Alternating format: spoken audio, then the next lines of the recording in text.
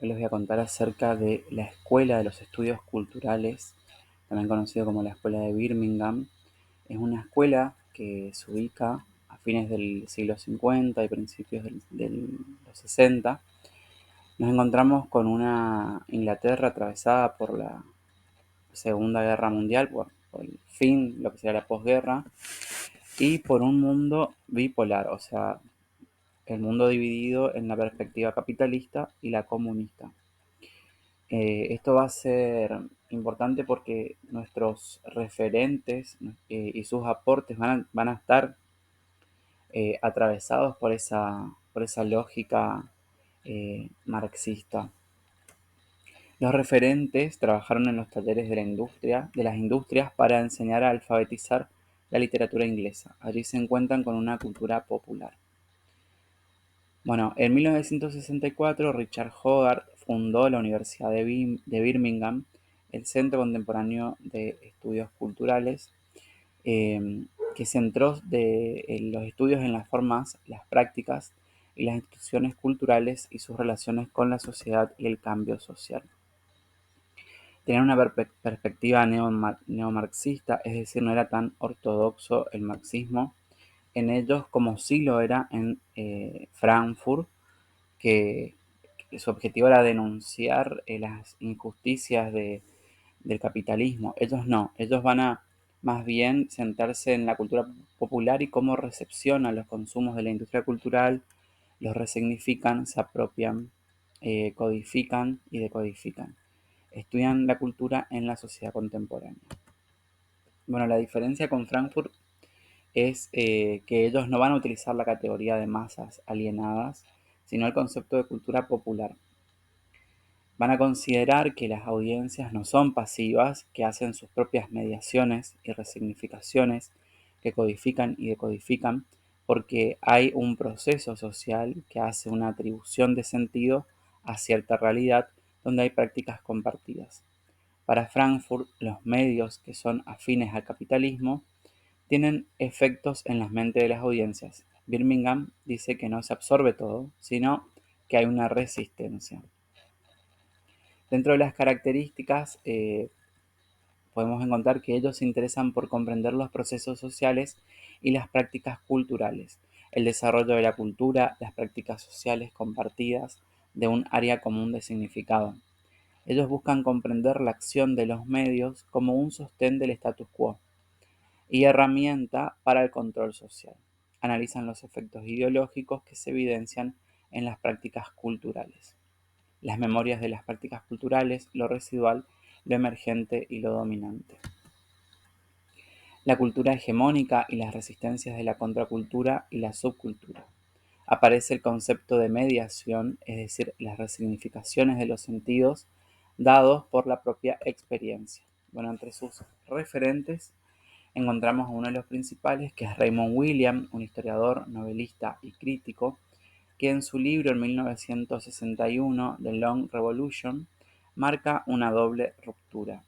Por un lado, en la tradición literaria que sitúa la cultura fuera de la sociedad para sustituirla por una definición antropológica. Y esta definición es muy importante porque los referentes de la escuela van a compartirla. La cultura es ese proceso global a través del cual las significaciones se construyen social, históricamente. La literatura y el arte no son más que una parte de la comunicación social.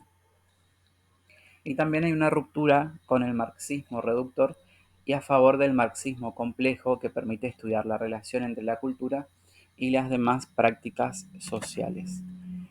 Dentro de las influencias que va a tener esta escuela y este autor, es que toman de Gramsci el concepto de hegemonía como la capacidad que tiene un grupo social de ejercer la dirección intelectual y moral sobre la sociedad, su capacidad de construir en torno a su proyecto un nuevo sistema de alianzas sociales, un nuevo bloque histórico.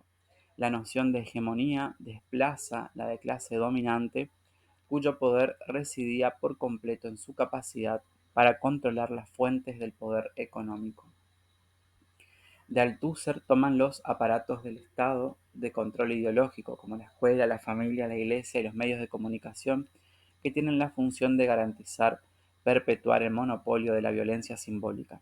Gracias a ellos actúa la dominación ideológica, es decir, la forma en que una clase con poder ejerce su influencia sobre las demás clases, es decir, cómo la sociedad política efectúa su poder sobre la sociedad civil.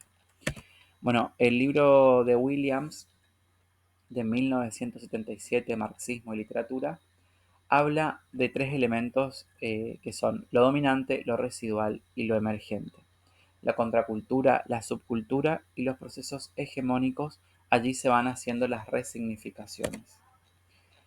El otro autor, que es el fundador de esta escuela de Birmingham, es Richard Hogarth, un sociólogo, que en 1957 va a escribir el libro The Use of Literacy, perdón por mi inglés, que lo importante es cómo estudia las formas de vidas tradicionales de las comunidades de la clase obrera de las que procede, como el trabajo, la familia, el ocio, la vida sexual.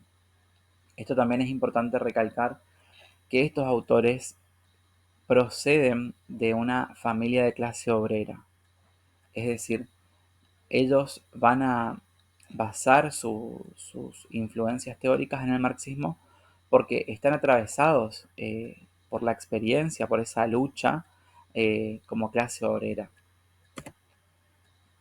Después tenemos a Stuart Hall, que es un sociólogo. Él propone pensar el proceso de comunicación televisiva como un proceso de producción en el mismo sentido en que pensó Marx a los procesos de producción en el marco del capitalismo. Él va a ver al proceso de producción, de codificación y encodificación, como una compleja estructura de dominación producida y sostenida a través de la articulación de momentos encadenados pero diferentes: producción, circulación, distribución, consumo y reproducción. Y va a hablar de tres tipos de decodificación. Por un lado tenemos la hegemónica, cuando el televidente toma el significado connotado de un noticiero, puede ser, o un programa, y decodifica el mensaje en los términos del código de referencia en el cual éste ha sido codificado. El televidente opera dentro del código dominante. Y decodificación negociada, cuando el televidente fundamenta sus propias reglas, opera con acepciones a la regla y está atravesada por contradicciones. Y otra es la decodificación opuesta, que es el punto de quiebre que sucede cuando los acontecimientos que son normalmente decodificados de manera negociada comienzan a brindarle una lectura oposicional. Después, también habla de los efectos ideológicos que producen las instituciones encargadas de los discursos ideológicos, que son de enmascarar y desplazar la dominación de clase, la naturaleza explotadora de clase, las injusticias del sistema. También de fragmentar y separar los intereses colectivos de las clases trabajadoras, se fragmentan en oposiciones internas entre los diferentes estratos de la clase, y también de dar coherencia y unidad imaginaria, de modo que los sujetos se reconstituyan en totalidades ideológicas, comunidad, nación, opinión pública. Otro referente importante de esta escuela es el historiador Edward Thompson, que él va a hablar de la más mediación, que es la disponibilidad de productos y bienes simbólicos dentro de un determinado espacio y tiempo. Los bienes simbólicos están dentro de un formato y está disponible para el público con el objetivo de alcanzar el crédito económico. Y va a dar 5 características de la mediación tecnológica o la más mediación. La primera es que implica ciertos medios de producción y difusión técnicos e institucionales. La segunda, la producción para el consumo de formas simbólicas. La tercera, instituye una ruptura entre producción de formas simbólicas y su recepción. También extienden la disponibilidad de las formas simbólicas en el espacio y tiempo.